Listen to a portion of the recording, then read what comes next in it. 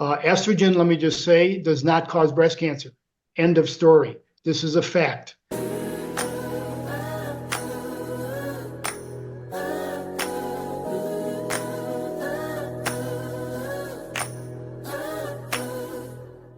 Welcome back to the Lisa LaCroix Show. I'm excited to introduce my guest, Dr. Claude Fortin. Dr. Fortin has developed a world-class, evidence-based, regenerative cellular medicine practice, and he approaches disease in a radically different framework, thinking about disease reversal and prevention at the cellular level. He uses advanced diagnostic tests, cutting-edge cellular medicine therapeutics, including peptides, years ahead of standard medical practice. I'm excited to get into all the things related to regenerative medicine, aging medicine, or anti-aging medicine and hormones. Thank you so much for joining us here today, Dr. Fortin. Oh, thanks for inviting me, and I'm really pleased to be here. I've been a practicing neurologist for a good many decades, and that was very rewarding work. In the course of that, I kept running into patients that had complaints that were not exactly primary neurological in basis, but were actually due to other things that I increasingly became aware of, but I also became aware of their issues were not being addressed, which led me into regenerative medicine as an area of interest. Initially, this involved a hormone replacement therapy, which was being underserved both in men and women at the time when I entered the field about 20 years ago. People's understanding of hormones has changed. There's been a lot of misinformation around hormones. I know that even now, if I bring up hormones to many people, they say, oh no, that seems really unhealthy. So I'm wondering if you can talk about the type of hormone therapy that you work with and what kind of things people need to know about hormones. Hormone deficiencies are a normal part of the life cycle. So now that we're living longer and we want to live the way we did in our 30s and 40s, well into our 70s, 80s, and 90s and beyond, we have to deal with the reality that our hormone levels drop off. That can pose problems in terms of disease. So we want to keep our energy levels high, our libido adequate. We don't want to get thinning of our bones. We don't want to get demented. All of these things, all these risks demand optimized hormone levels. And that's on both sides of the aisle, both men and women. But there's been this long history of people being afraid of hormones. And I know even when I raised the idea of hormones to my doctor, she said, oh, absolutely not. And if you're going to take hormones, you can only take them for a couple of years. Otherwise, it's dangerous. And I know there is something to do with the the Women's Health Initiative that has been impactful in people's misunderstanding about hormones. But do you want to talk a little bit about the history of our pretty extensive misunderstanding around hormones? Yeah, up until about 2000, the general consensus was that hormone replacement therapy was a good thing. When the Women's Health Initiative was published in 2002, there were some irregularities in how it was published and the statistics involved in coming to the conclusions. And long story short, it demonized estrogen in terms of hormone replacement therapy and in terms of causing heart disease and breast cancer. Long story short, all of their conclusions have subsequently been re-updated and proven to be not true, and still 90% of the studies show positive. So when medical professionals are trained in an era in which, in this case, estrogen is demonized, they're brought up in an environment in which estrogen is bad. So when they get out in practice, they often continue those thoughts and positions. And that's why a lot of primary care physicians and others still have this concept, because during the period when they were in training, that was the standard view, which unfortunately was not accurate. Estrogen, let me just say, does not cause breast cancer. End of story. This is a fact. At about the same time, the concept of bioidentical hormones was popularized. And what that means is using molecules that are identical to what the body was making in the past. So it makes more sense that you wouldn't have side effects to a molecule that your body was making your entire life, as opposed to a synthetic molecule that has appendages on it that your metabolic enzymes are not used to or equipped to handle, therefore increasing side effects. That's number one. Number two is we generally, with the exception of progesterone, don't give hormones by mouth, because then when they're absorbed, they go through the liver and they can affect clotting factors, and that would pose a risk for blood clots and other vascular events.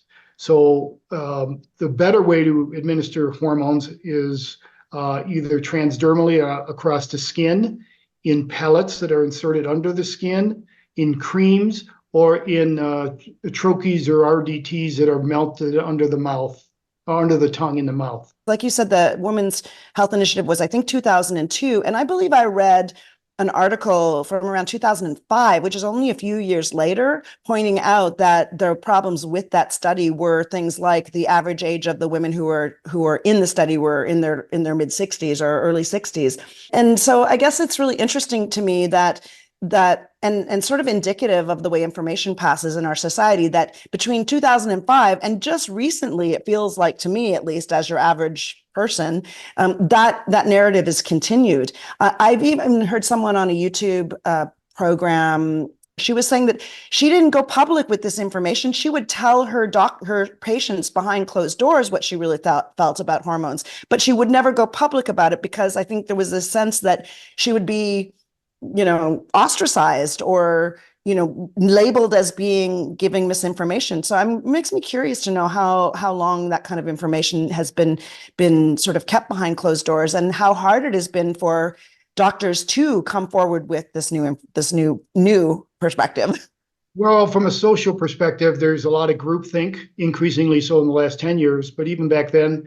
And then the other is that no one wants to lose their medical license by getting too far off the reservation, so to speak.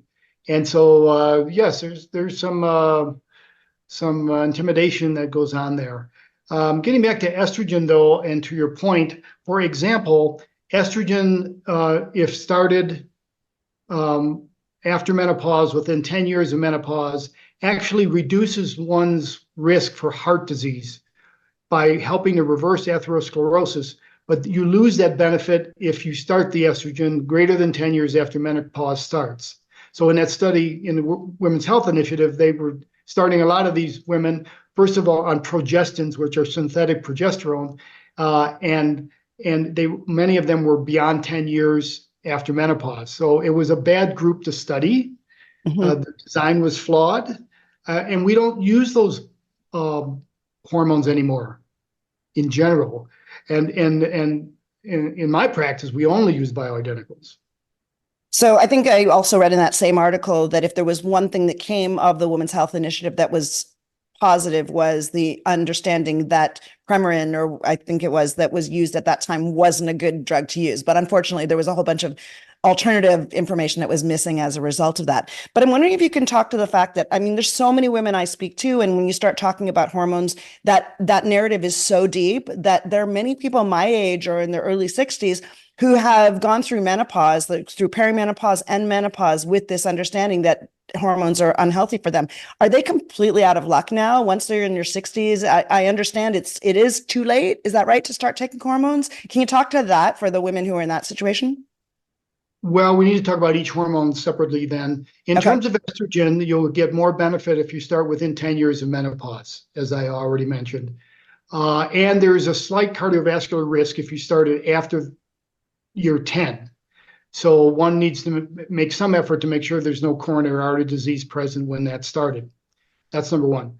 Number two is there's benefits of hormone replacement therapy for the rest of one's life.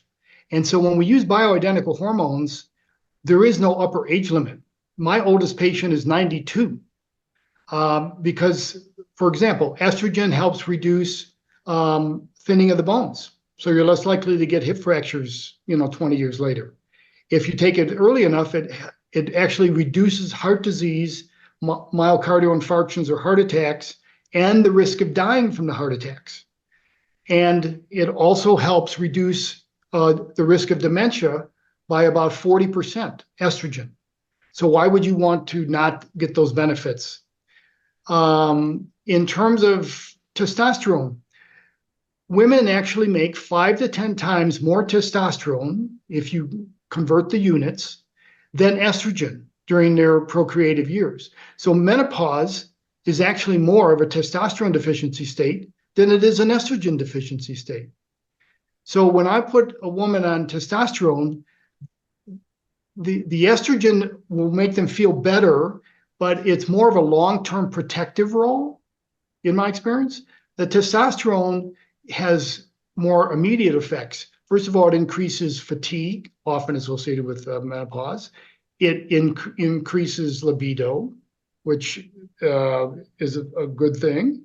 It helps reduce loss of muscle because sarcopenia or loss of muscle is a part of aging and ultimately leads to frailty. So it helps minimize that. So there's a lot of good things with testosterone, and generally I'm giving testosterone, progesterone, and estrogen when in a woman when I'm using hormone therapy.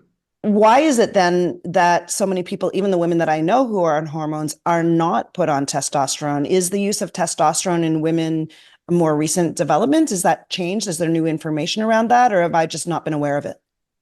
Yes, yes, and yes. Okay. It clearly works.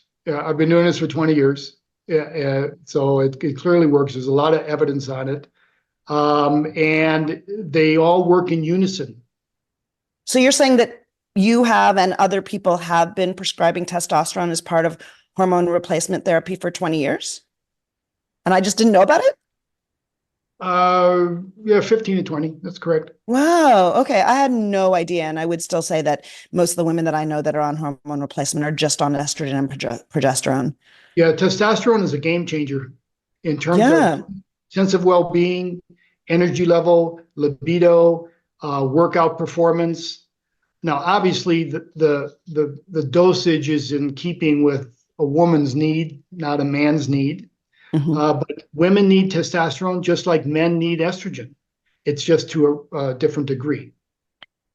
So for someone who doesn't know anything about this right now, is just maybe hearing about the fact that hormone replacement therapy isn't something to completely shut their brain down to and consider to be dangerous, where might they start in terms of understanding their own individual needs or connecting with the type of doctor that might give them this information? Or where could people who are with this as new information to begin?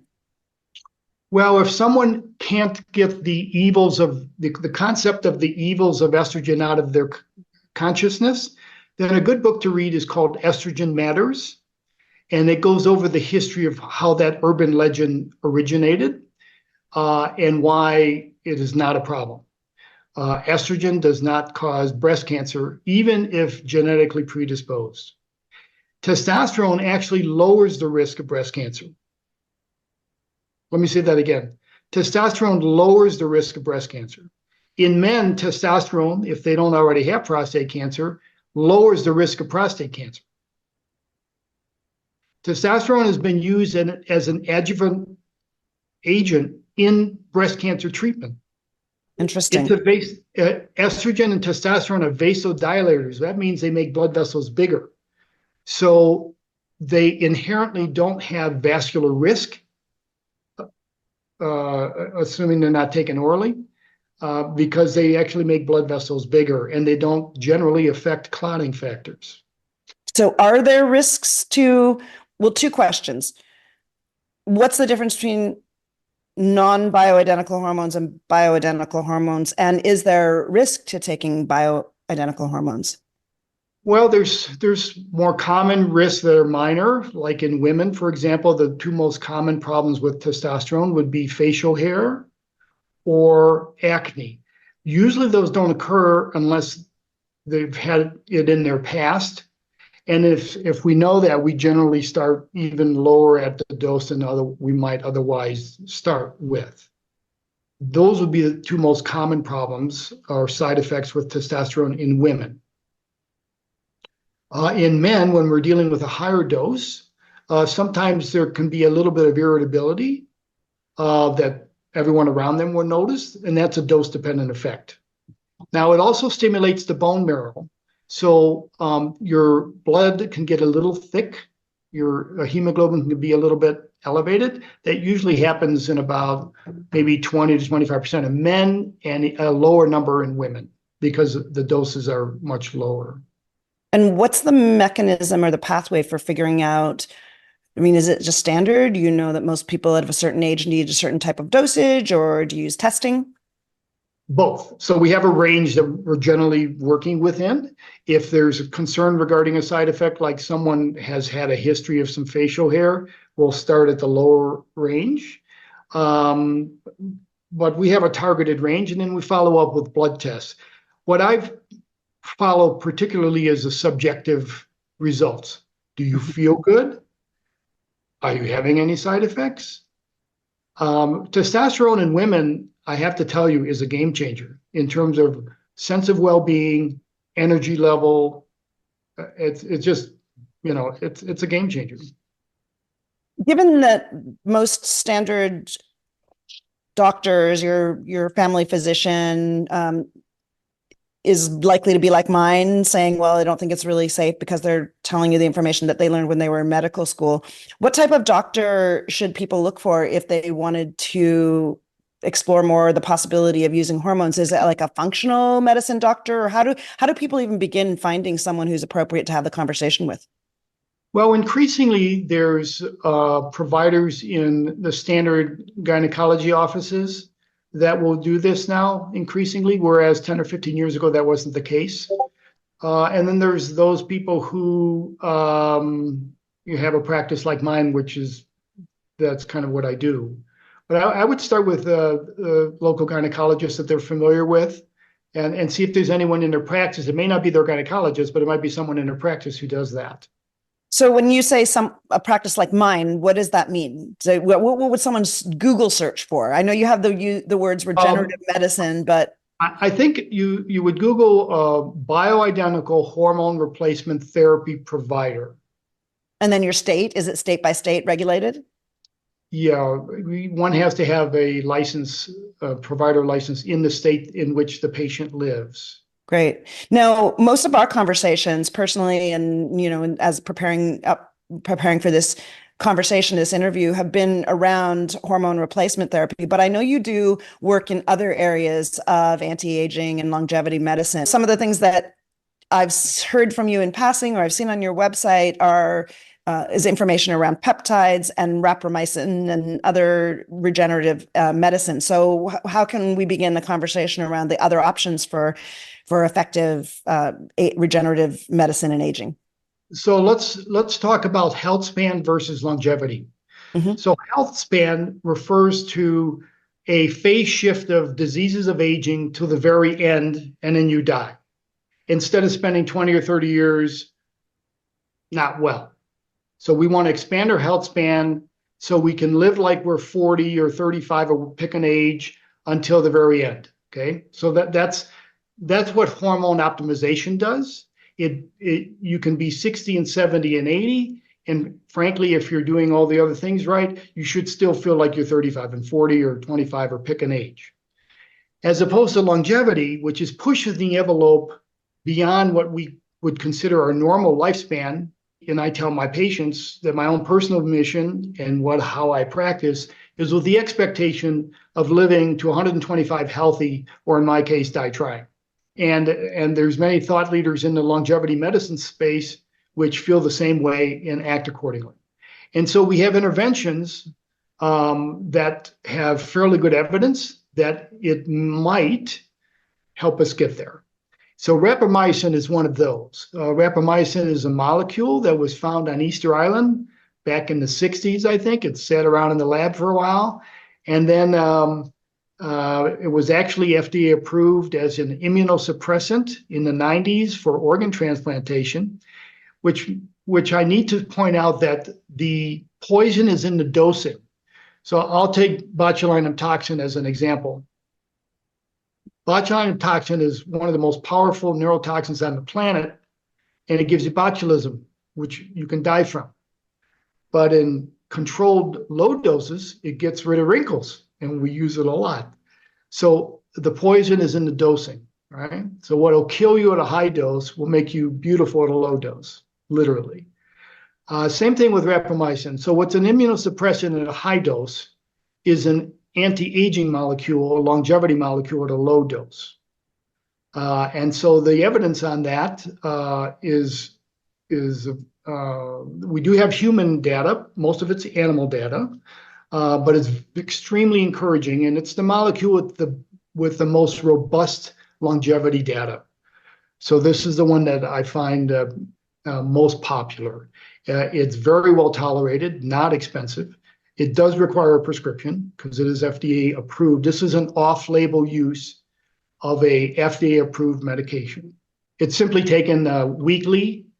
It can help with neuromuscular symptoms. It can help response to vaccines, but generally you don't otherwise feel any different. My brain's trying to understand how it might work, especially since it's an off-label use and especially since it's obviously to some degree not highly researched for humans. What's the mechanism? Like, what's it impacting in our bodies when we take low dosages of it? So starting at the age of 40, normally when our cells divide a certain number of times, then they die. It's called a Hayflick limit. And then the cells die and they get replaced via stem cells with new fresh cells. But as above the age of 40, we run into this problem with what's called cell cycle arrest, where the cells don't die, they lay dormant. And what's worse is they transform themselves in a pro-inflammatory cell that emits a lot of pro-inflammatory molecules and cytokines, and long story short, accelerates aging. So those are called senescent cells, or affectionately zombie cells. And so what rapamycin does is it actually minimizes the formation of new senescent cells. So it slows down aging. So in animal studies, it prolonged life by 28 to 30% generally. Again, coming from a very layperson's perspective, although I've done, a lot of listening to a lot of podcasts, and my kid's father is in the health span space and doing a lot of research around new therapies for curing aging. And his goal is to increase the average health span by 10 years. And so some of these things I've heard about over the course of the last number of years. But one of the words I've heard that sounds like it might be related is inflammation, how inflammation in and of itself is extremely impactful on our aging. And so the more we can reduce inflammation in our bodies, the more we're going to live healthier lives for longer. The more systemic inflammation you have, the faster you're aging. And we can actually measure now rate of aging.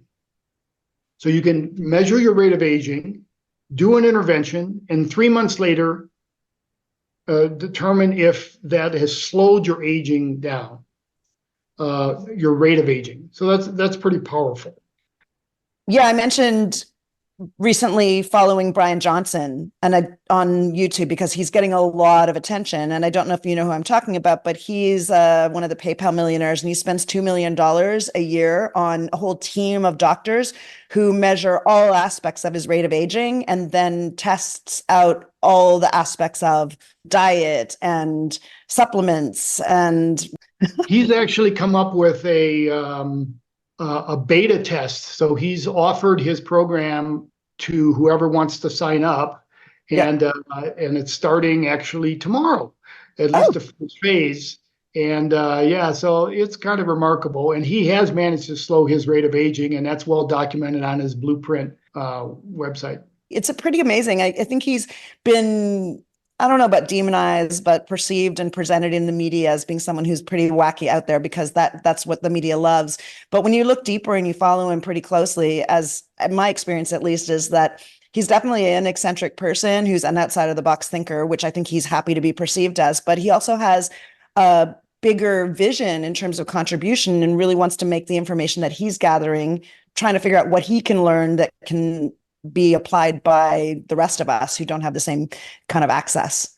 So it sounds like you've been following him also. I try to follow all the thought leaders in the field.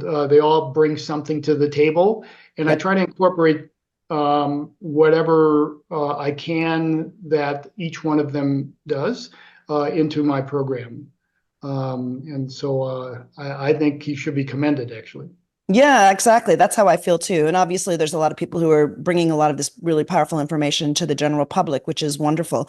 But you're someone who's applying it and helping people apply it to their own individual lives, which is fantastic. I am wanting to do some more specific quantitative measurements, like you just mentioned. We can look at the rate of aging and we can see what the impact is of the things that we're doing, whether it's hormones or supplements or activity or measuring our glucose responses. And there's so many things you could test. And I'm wondering, I know so much of it's personal, but is there a like particular tests that you think are good general measures for people as a starting point for evaluating, like having a baseline to begin with before you start to explore different interventions? Okay, that's a good question.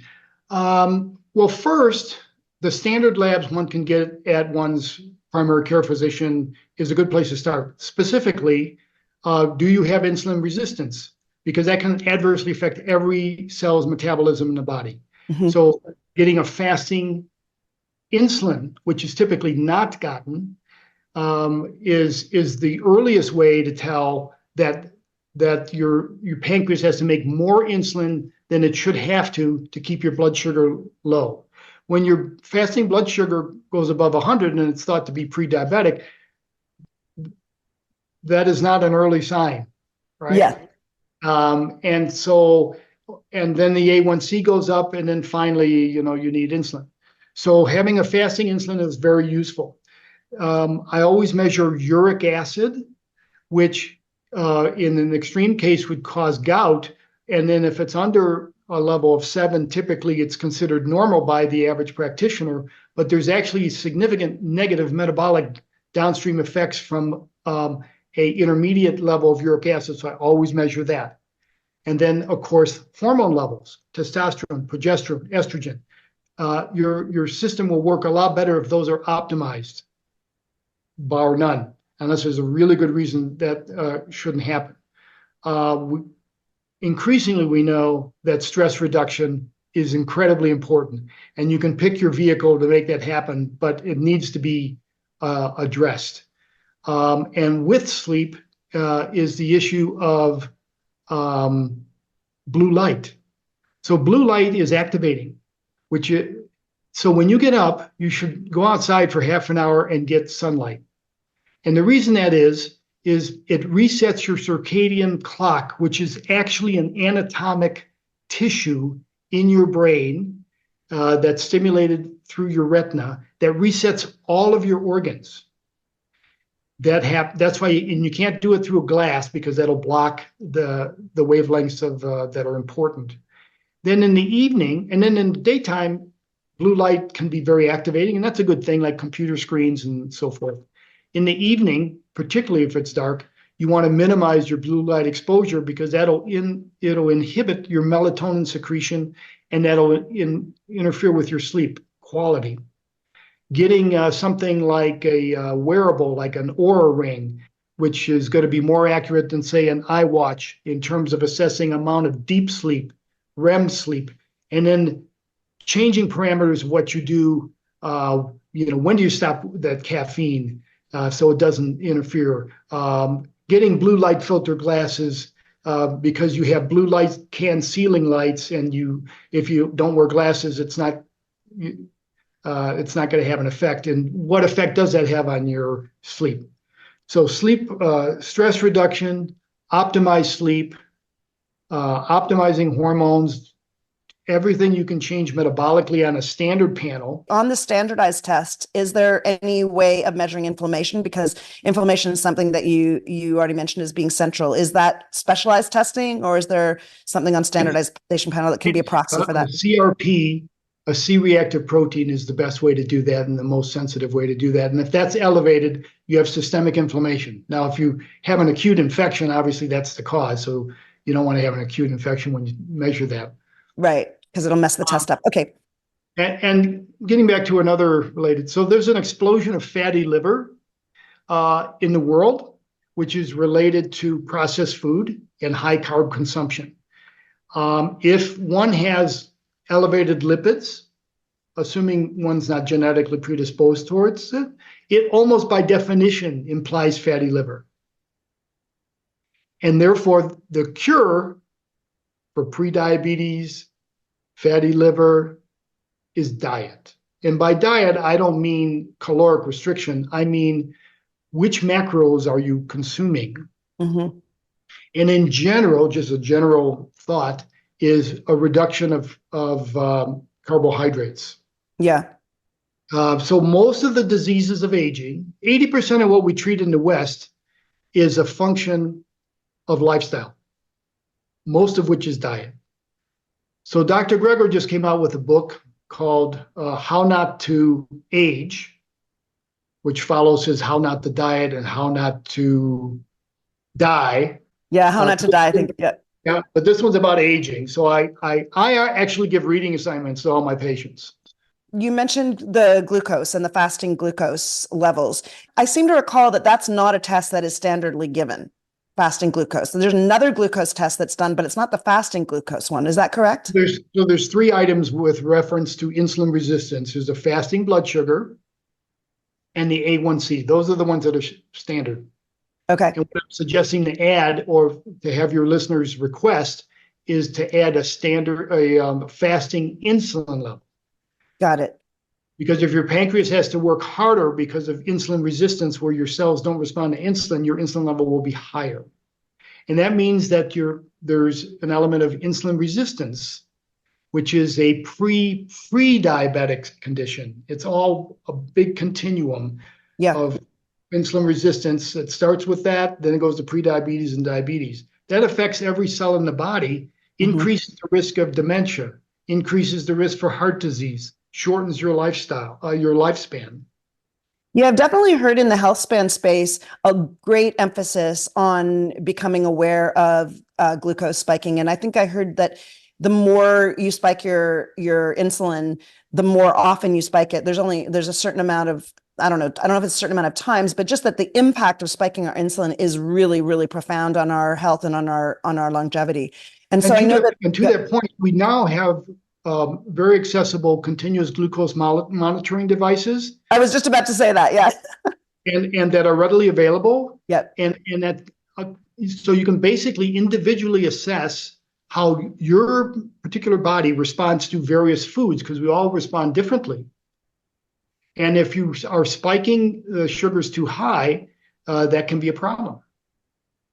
A lot of my friends have been using the continuous glucose monitoring recently, and it's become very accessible to the mainstream public. No, I was involved in the quantified self movement from the very, very beginning. I was at the very first meeting, and I watched the change in, the growth of things like Fitbit, and also more awareness of how we track our own personal data. And at the time, I did an experiment on myself on glucose monitoring, and I had to kind of go behind the standard consumer things and buy a continuous glucose monitor for someone who's diabetic, who had moved on to another version of it. But now it's just standard. You can run into all kinds of friends who have it on the back of their arm.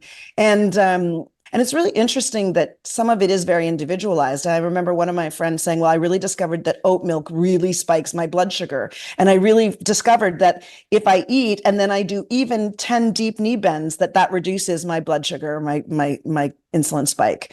So it seems like there's a lot to learn. I'm wondering if either your patients or you have any, personal experience on what kind of learning and input there is to get from that. I've yet to have a patient try that didn't find it beneficial in terms of being a window into their carbohydrate metabolism. And a picture is worth 1,000 words. So we can conceptualize, okay, we shouldn't do this, or we shouldn't eat before we go to bed, or et cetera, et cetera. But when you actually see the graph, and you see that if you have, your pasta meal at 8 p.m. and you see your fasting or your blood sugar levels stay high till 5 a.m, that's quite impressive. That's exactly the power of the quantified self movement, is that your own personal data is meaningful. And when you can see and track the results, there's a lot of learning that's going to have a lot more impact than just the idea of you should do this, or you shouldn't do this, or you shouldn't eat carbs. So I love that. What are some of the more, I guess, newer or more specialized types of testing that we could do, or factors that we could measure or pay attention to? So we're in our third generation epigenetic aging clocks. So now we can measure rate of aging. So that's relatively new.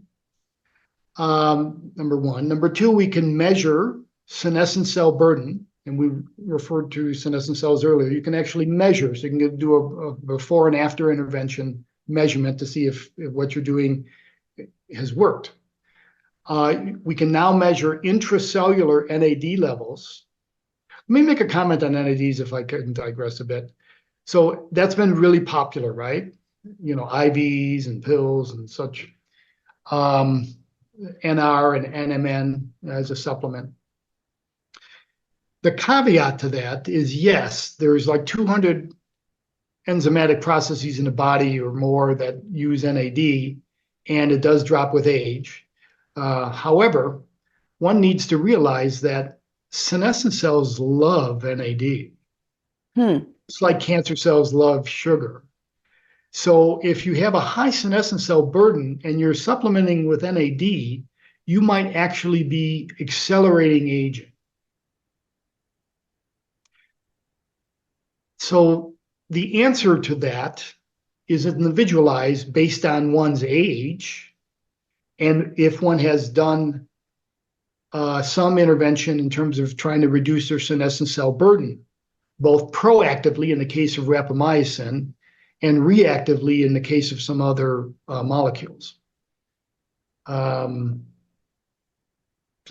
So we can measure intracellular NAD. I digressed a bit. Yeah, no, that's great. That's a great interjection. And senescent cells. From a more medical perspective, there's such a thing called a liquid biopsy, where they take blood, and cancer cells emit a DNA footprint or fingerprint. And so they can detect extremely early 200 cancers just with a blood test, with a couple of exceptions that are because the organ is encapsulated. I think it's prostate and thyroid, but most of the other cancers can be detected. Now, it's not inexpensive, but it's available. So if somebody was really concerned because of a family history, or that's now available. That's called a liquid biopsy, and I think there's multiple commercial companies that have that available. There's a whole body MRI scan, which along the same vein. Yeah, I've done that one. Pronova. I've done Pronova. Yeah, so that's pretty cool. It's not inexpensive. It's not covered on insurance, but I mean it's doable, and it's effective at finding things early, which is the whole point. Yep. One I've recently become exposed to that I'm quite excited about is called Cleary, and I haven't mentioned any corporate names, but this one is a singular opportunity. It basically looks at coronary artery plaquing and is able to stage the plaquing in terms of stability, and then through some novel interventions stabilizes the plaque. Because what are you afraid of when we measure lipid levels at your doctor? And what are we really trying to do? We're trying to reduce dying of a heart attack or the risk of dying of a heart attack. That's the whole point. So this looks at the mechanism of how one would die, and then can actually measure the stability of that over time. So that's kind of and it's using an AI program to evaluate that. So it's pretty cool. Wow, amazing. Something that I've noticed a lot in the general zeitgeist of longevity is a lot of people talking about berberine. Do you have any thoughts on that? Berberine, and what I've heard about it, my understanding of it is that it is a natural supplement. I'm not sure if it's an amino acid, but a natural supplement that supports softening the insulin spike in relationship to carbohydrates. Now, obviously, a good diet is the first starting place, and doing exercise before, after eating, and just in general is the most important thing. But do you have any thoughts on things like berberine? Yeah, the evidence is there, but I wouldn't rely too heavily on it if you're doing other things incorrectly. Right. I would like to make a comment about protein. So I mentioned earlier that as one ages, one loses muscle. Yeah. And one has an increasing difficulty building muscle. And muscle is a tissue that is not static. You're either building muscle or you're losing muscle. You're either working towards getting frail or you're working against getting frail. There's nothing in between. So you have to be, the older you are, the more one has to have resistance training as part of their program. Okay. Now, when it comes to protein, there's always this talk about, well, you have to have protein to build muscle. And this is true, but there's a caveat here. Protein initiates and activates a nutrient-sensitive cellular mechanism called mTOR. Yeah. Okay. Great. Target of rapamycin. There's rapamycin again. Mm-hmm. So this is one of the mechanisms rapamycin works, by the way, is it's an mTOR inhibitor. mTOR in an older person accelerates aging. So if you inhibit mTOR, you're slowing down aging, which is one of the ways rapamycin works. Okay. Now, protein in the diet stimulates and activates mTOR. So a high protein diet, say above the age of 50, is going to accelerate aging. So I had to come to terms with that because I have a lot of younger patients as well that are into an anabolic sort of phase of their life where they're trying to get bulkier and more muscular and et cetera. And that's true. But at some point, it is counteractive. It's counterintuitive, and it also is working against them in terms of accelerating their aging. So that's one thing. That the recommendation of protein in the diet is age dependent, in my view. Now, if one's focused just on health span, okay, fine. You don't care about slowing aging down, then it doesn't matter. But I think most people would care about that. I'm glad you raised that because I've been going back and forth on the idea of protein for the last little while, trying to understand all the competing perspectives on it, because some people really do say you should eat 1 gram of protein for your body weight. That's a lot of protein. For me to eat 145 grams of protein a day is almost impossible. And it's interesting to me that you're saying that that might not be the wisest thing anyway. There's all this like extreme polarization on veganism versus keto and So how do you think we should think about protein and animal protein versus non-animal protein, and how much protein? So I've struggled with that myself, which is why I got board certified in lifestyle medicine to help me understand it. But even then, my knowledge base grows every year based on this. And so long story short is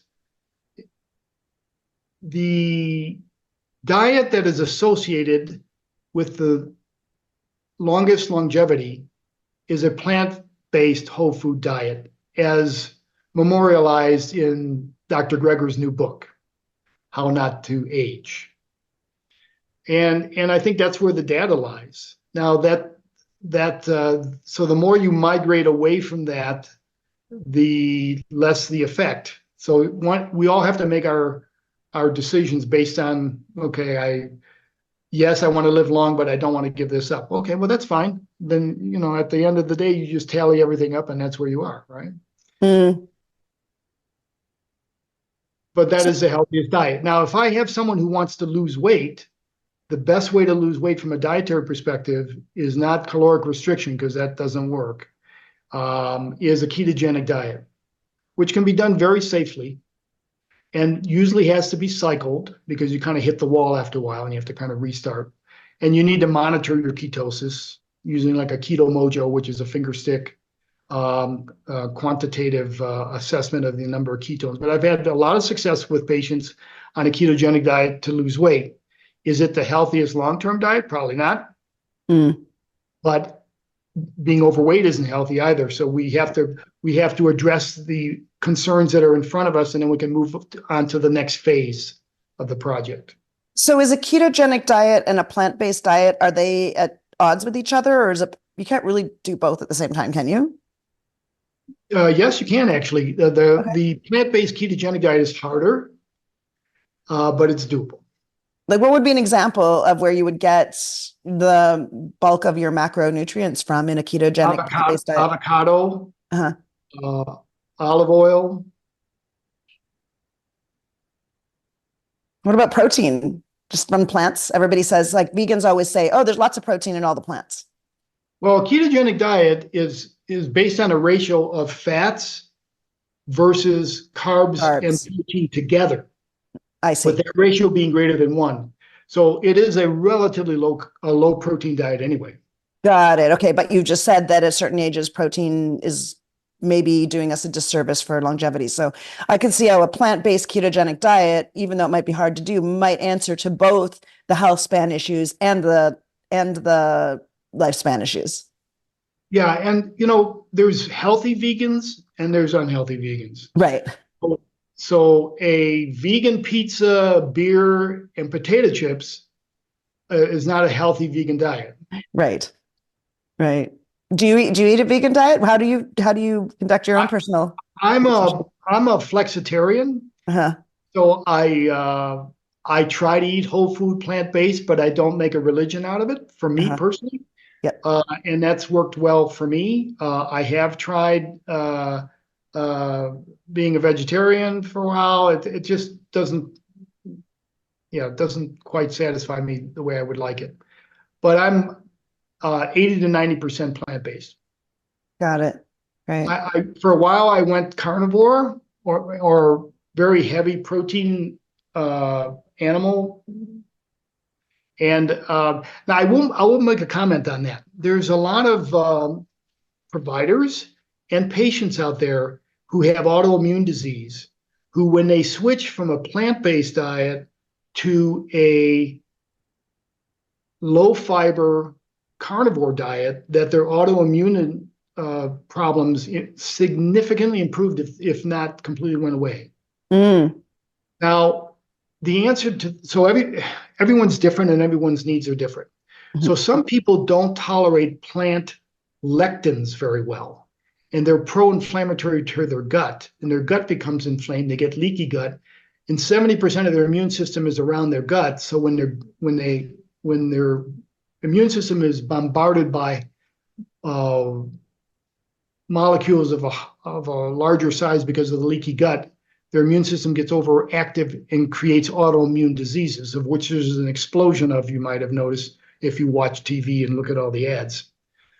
So a lot of those patients actually might initially do much better clinically on a low plant diet, a low fiber diet, until their autoimmunity improves. But that's because we're treating a disease. So it's a different issue than if we're talking about longevity. So we have to always stay focused on what is our purpose in recommending a diet.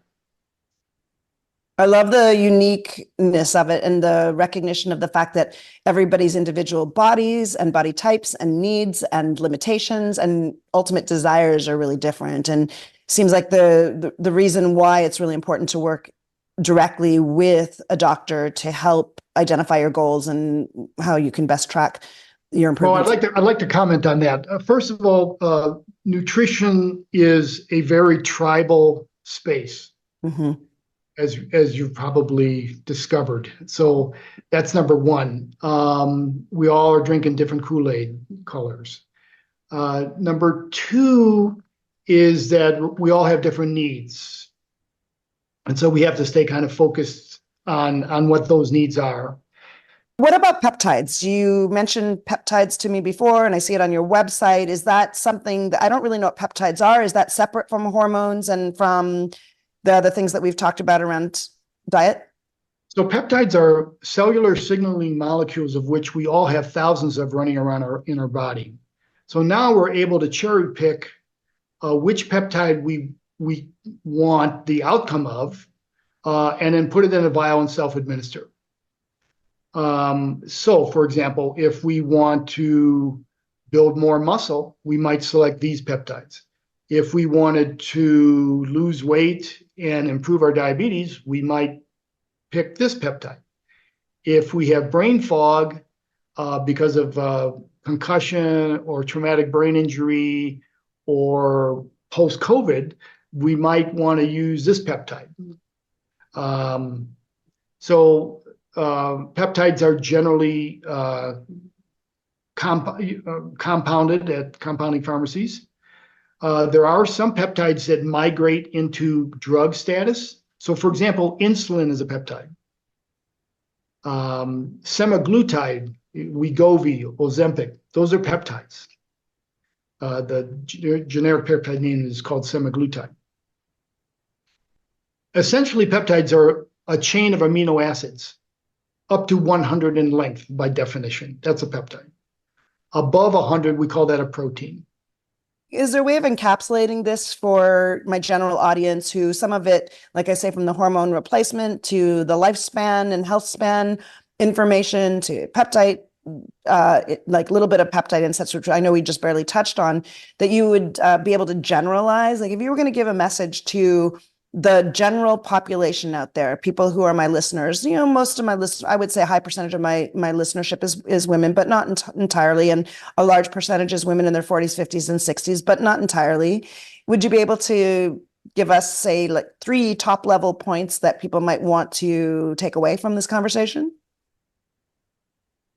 Well, we all owe ourselves to be proactive in this space, and we can't rely on the medical establishment, which we all know or should recognize is in the disease management business, not necessarily in the health promotion business. And so we all need to be proactive and self-educate. And that's much easier to do, as we all know now with YouTube and the like. There is no reason not to feel like you're 30 years old at 90. But it takes a little bit of effort and planning.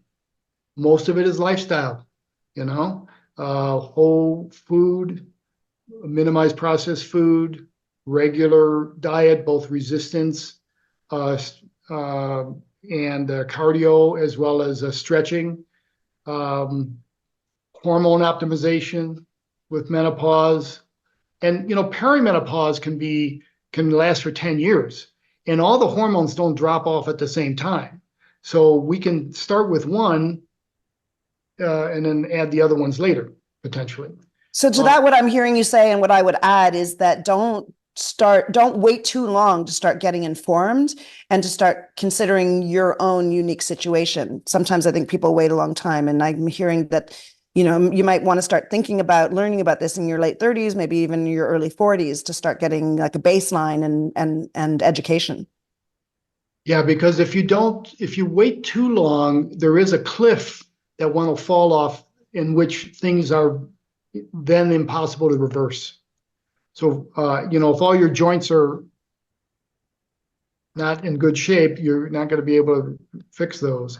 And the other thing is to do things as if for those people who have long-lasting relationships, to do it together is going to be much easier and rewarding than trying to do it alone. Just in terms of going to the grocery store and what are you going to buy? What are you going to have in the house? That sort of thing. Yeah. Great. Well, I thank you so much. I really appreciate your insights and all your information. I think that there is a lot in this conversation that could be beneficial to many of my listeners and might even just be the beginning of a spark of things that they want to research more.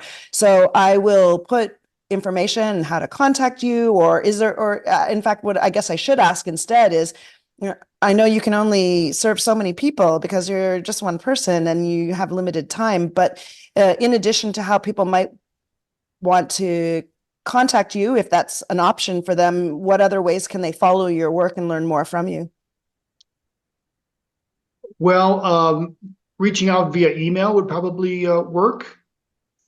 And my website is coloradoagelessinstitute.com.